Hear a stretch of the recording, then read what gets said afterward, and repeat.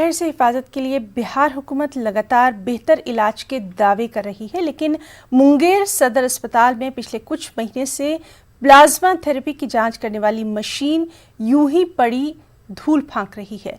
State health society की तरफ से 10 लाख रुपए की मशीन रेड क्रॉस की मदद से 6 महीने पहले अस्पताल को मुहैया करवाई गई थी, लेकिन इन मशीनों को अब तक इंस्टॉल नहीं किया गया।